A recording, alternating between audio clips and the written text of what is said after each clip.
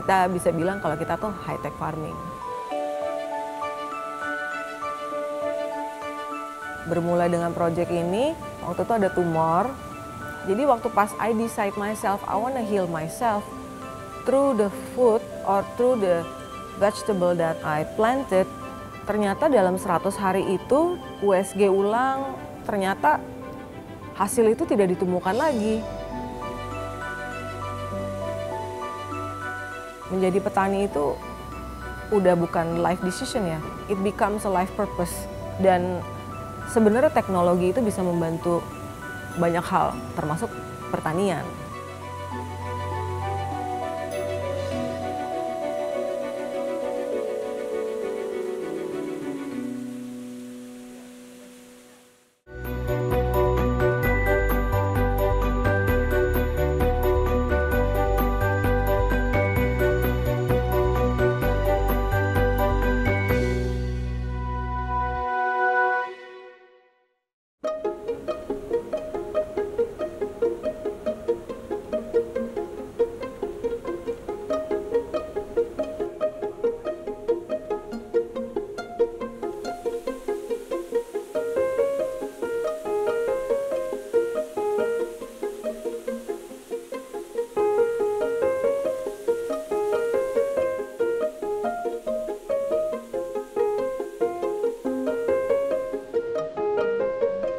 Good morning, sayang.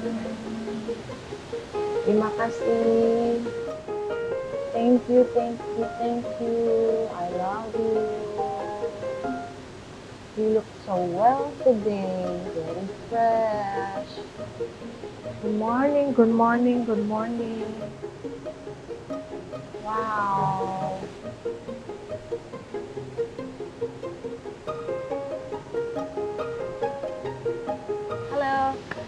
Nama saya Dominic Alexandra, saya dari Semai.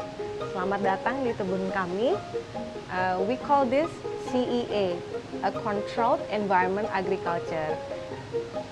Ini adalah perkebunan kita yang di dalam ruangan. Jadi ada alam di dalam ruangan.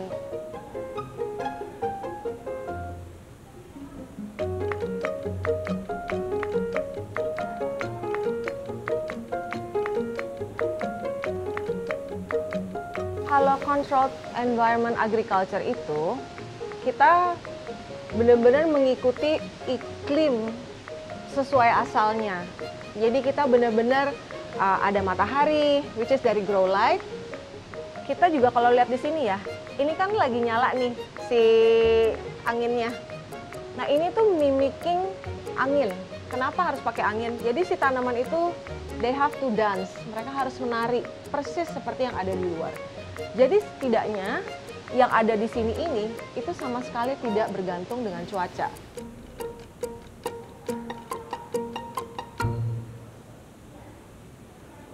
Kita ada dua sistem sebenarnya di sini. Ya kalau orang taunya itu hidroponik, kurang lebih sama lah hidroponik. Nah kalau yang ini sistemnya kita bilangnya flood and drain.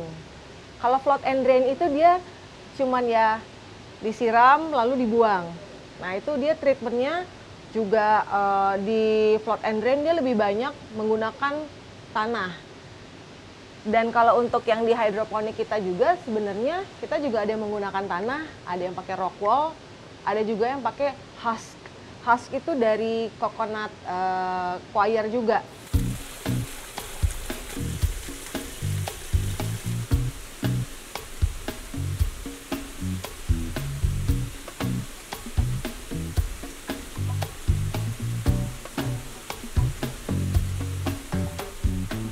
Semua bertumbuh dengan sangat-sangat baik, menjadi ciptaan Tuhan yang paling terbaik. I love you, I love you, I love you, I love you. Look at you, beautiful, very pretty. This morning, my lady. Oh, so beautiful. Terima kasih ya cantik. Pagi ini kamu berbunga sangat banyak sekali. God bless you and God bless you and God bless you. Look at you. Hai sayang. Kenapa sih saya berbicara dengan tanaman? Tanaman itu seperti layaknya anak. Dia grow up butuh dicintai juga, disayang, sentuhan terutama. Jadi ternyata memberi sentuhan terhadap tanaman itu membuat mereka tuh mendapat vibrasi yang berbeda. Dari lagu, dari suara, tapi ternyata sentuhan itu merasa ya kita sebagai manusia sendiri kan butuh disentuh, disayang. Jadi saya yang menentuh mendapat vibrasi baik, lalu dia yang tersentuh mendapat vibrasi baik dari saya. Jadi kita berdua tuh intertwine energi yang baik. Jadi buat saya sendiri menanam ini adalah menyembuhkan. Bukan hanya hobi tapi membuat diri saya juga sehat karena saya terkoneksi langsung dengan alam. Tanamannya pun juga terkoneksi langsung dengan saya sebagai juru kunci yang menggrowing ke mereka gitu. Jadi harus pakai hati gitu.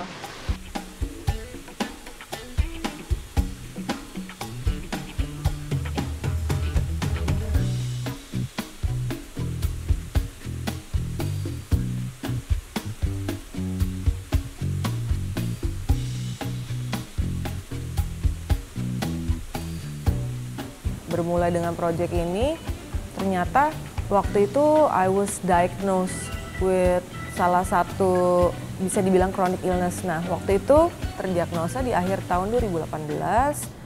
Ya, kenanya di sini waktu itu ada tumor dan juga udah biopsi.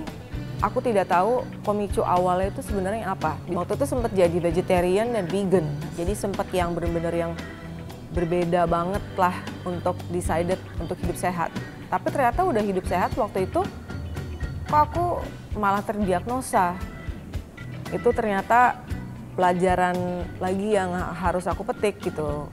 Berpikir ternyata makanan sehat yang ku buat selama ini tuh apa ya? Apakah masih belum tahu? Karena kan kita beli produk misalnya organik di luar. Kita nggak pernah tahu treatmentnya sebenarnya seperti apa. Nah dari situ lebih pencetus untuk I think it's a base for me untuk how to grow your own food. Nah dari situ aku mulai bertemu dengan jati diri lagi. Menjadi petani itu udah bukan life decision ya, it becomes a life purpose.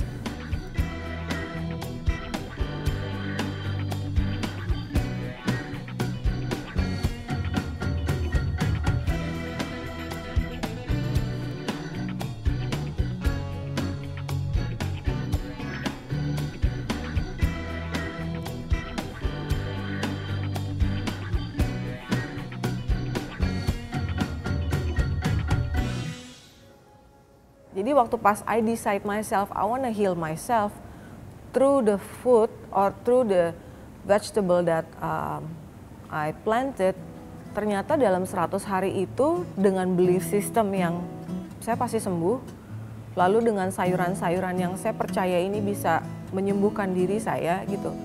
Ternyata setelah 100 hari kemudian balik biopsi ulang, USG ulang, detail semuanya, ternyata hasil itu tidak ditemukan lagi. Jadi dari situ aku berpikir, oh oke, aku tambah lebih percaya sayuran yang aku tanam ini, makanya juga dengan researchnya juga yang vibration yang tepat, niatan yang tepat, natural atau nggak metode yang tepat, lalu terjadilah sekarang gitu, sayuran yang baik buat diri dan bisa juga baik untuk orang sekitar aku.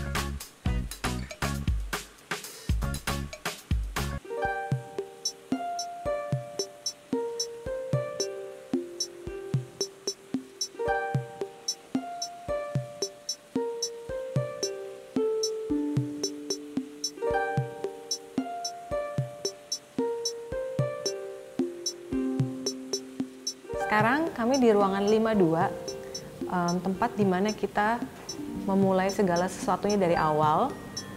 Dan ruang 52 ini, sekarang denger ya, we have the music on. Kenapa sih menggunakan musik itu dibutuhkan pada saat stage seperti ini? Karena stage pertama seperti ini, mereka membutuhkan vibration yang lebih tinggi. Kenapa musik itu di sini di enhance paling pertama sebelum kita ke ruangan yang di sebelah sana. Jadi di ruang 52 ini adalah ruang R&D lab kita. Kalau lihat di sini kan range-nya macam-macam, semuanya masih pada kecil. Kenapa vibration di sini harus lebih strong dibanding yang di sebelah sana? Karena kan kalau baby justru dia membutuhkan kasih sayangnya jauh lebih banyak, care-nya lebih banyak, vibration-nya lebih banyak. Jadi lebih banyak sentuhan di ruangan ini, lebih banyak afirmasi di ruangan ini, lebih banyak lagu yang benar-benar yang mereka harus dengarkan dari awal.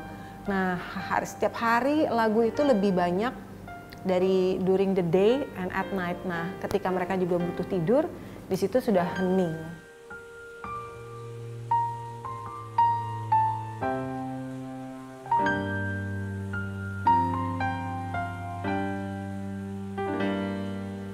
Nah, ini adalah hasil microgreens dengan kasih sayang, afirmasi, dengan lagu yang tepat. It's a growing song, it's a growing it's a growth song for them especially. Nah, itu tergantung lagunya itu ada berapa hertz. There's a classical, ada juga yang benar-benar yang growth music, bukan white noise ya. Tapi kalau white noise tuh kan mereka juga ngasih vibration. Jadi each vibration tuh dibutuhkan oleh si microgreens atau enggak yang tanaman yang baru kita tanam semua.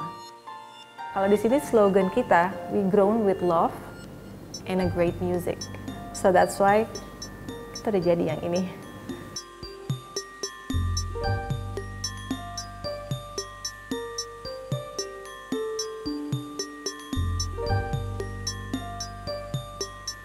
Waktu itu Dominic memulai perjalanan ini ya, itu justru majornya di interior design, which is nggak ada hubungannya sama sekali sama farming. Tapi karena emang udah suka sama planting kali ya, maksudnya memang jadi dari interior, terus waktu itu merasa bahwa itu passion. Lalu mencari jati diri yang lebih, ternyata si passion itu shifting gitu. Dia berubah menjadi dekor pada saat itu. Aku fokus ke table setting. Sampai akhirnya tahun 2014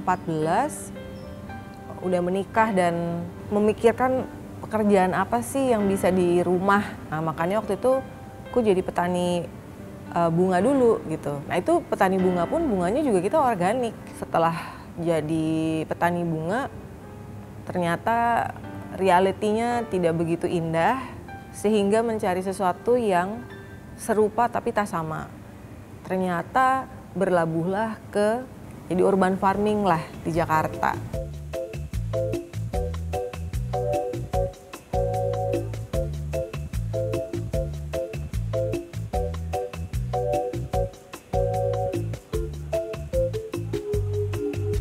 Jadi selain untuk klien atau nggak untuk chef-chefku, ini aku lagi ngambil buat makan siang untuk diriku sendiri sih. Karena apapun yang ada di sini, aku juga mengkonsumsi sendiri.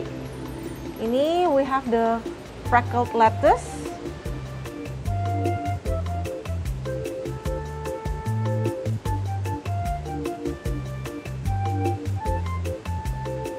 Yang ini namanya red frills mustard. Rasanya kayak mustard ya, dia ada spicy-nya juga, note-nya dia panjang, terus ada tart-nya sedikit, enak deh. Nah, kalau yang ini namanya Swiss chard, rainbow Swiss chard, makanya ini warnanya jadi kayak ombre, kayak ini. This is our grow light. Nah, grow light kita tuh pengganti matahari untuk fotosintesis, makanya warna-warna ini nih keluar nih.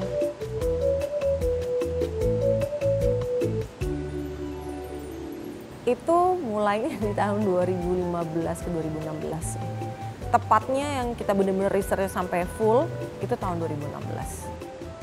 Pada saat itu aku yang satu-satunya pakai controlled environment dengan grow light. Lumayan yang pertama, karena waktu itu petani-petani yang microgreens yang lain masih menggunakan matahari dan alam. Jadi tepatnya itu dari tahun 2016 memulai bisnisnya di garasi, researchnya semua juga dilakukan di situ, sampai akhirnya sekarang. The design me, tapi aku kolaborasi dengan partnerku yang namanya Brian. My partner Brian, dia good-nya di sistem. But I have the background di pertaniannya, membuat si rasa sayur ini bisa sedemikian rupa. Jadi ketika me sama Brian collaborating, dan dia bilang, ternyata sayur bisa begini ya gitu.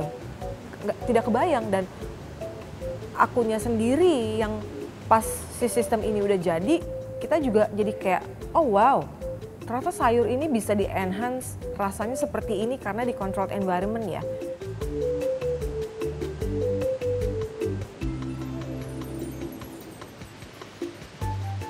Ini namanya arugula. Rasanya dia pepper, strong, nutty, ada bitter taste-nya sendiri, tapi ini sayur kesukaanku, sangat kesukaanku.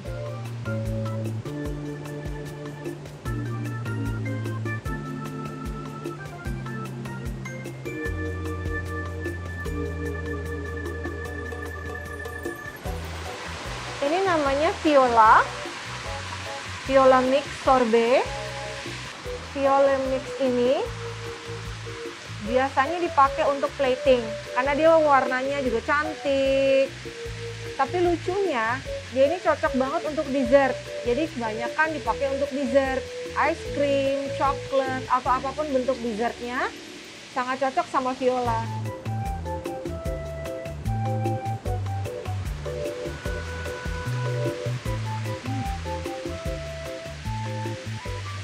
Lucu, rasanya ada lavendernya sedikit, manis, wangi.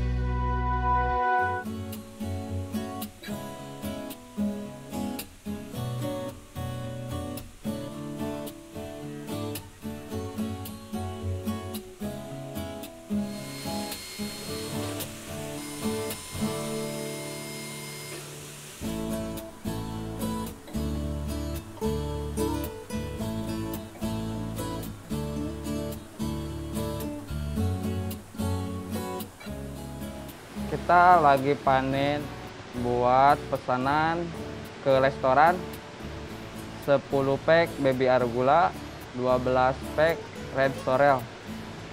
Kita kan setiap hari panen. Jadi kita panen tuh kan baby minimal panen, kalau bagusnya 1 hari 2 kali panen.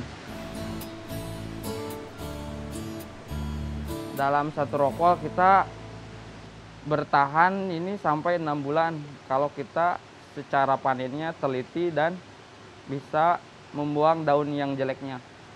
Semua tanaman sih kita biasanya secara perawatan, kalau misalkan perawatannya bagus, kita sampai bisa 7 bulan, 6 bulan kekuatannya.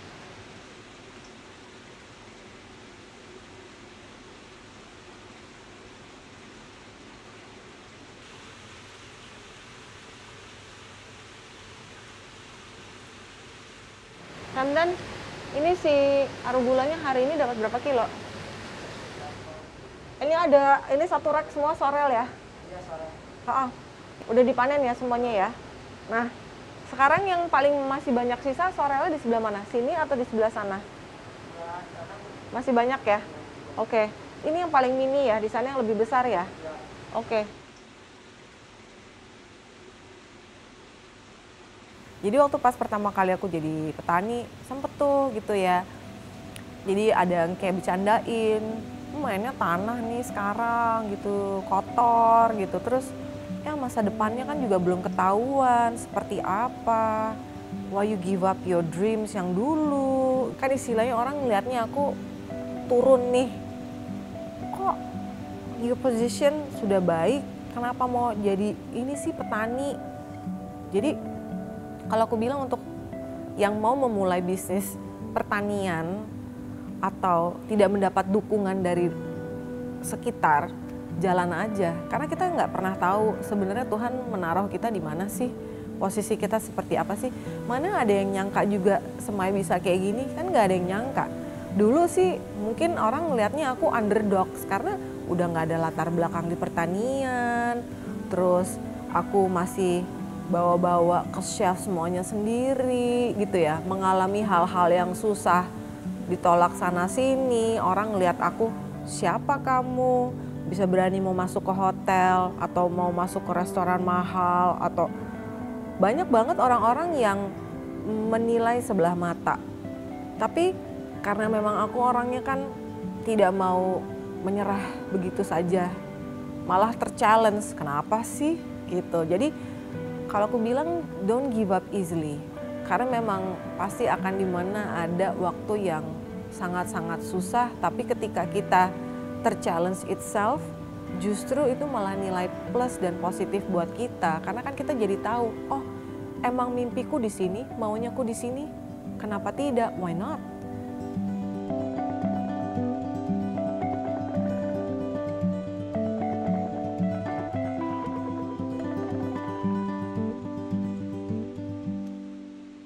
Kita bisa bilang kalau kita tuh high-tech farming. Untuk create sustainability itself, memang kita belum sempurna. Kita masih menggunakan listrik. Tadinya kita memang mau menggunakan solar panel seperti yang kita mau. Tapi untuk saat ini belum tercapai. Akan tercapai, belum. Karena sebenarnya filosofi Semai itu kan artinya daya hidup. Sudah tanggung jawabku juga untuk menjaga sustainability dan preserve earth, bumi ini. Dari si air, dari si tanah, semuanya bisa di-reuse. Jadi air yang kita pakai itu kita reuse berkali-kali sampai to the point nanti kita mau buang, buangnya pun kita bisa share. Kita menyiram tanaman yang ada di luar karena itu masih bisa dipakai basically. Jadi kita dari 100% air kita hanya menggunakan 4%. Kita penggunaan tanah di sini juga kita reuse. Tanah yang kita pakai lalu kita proses lagi, lalu kita reuse lagi. Jadi memang sebenarnya ini sudah bisa dibilang kita lumayan ramah lingkungan ya. Sebenarnya teknologi itu bisa membantu banyak hal termasuk pertanian. Jadi sebenarnya kenapa nggak hidup balance aja di sini, itu sih.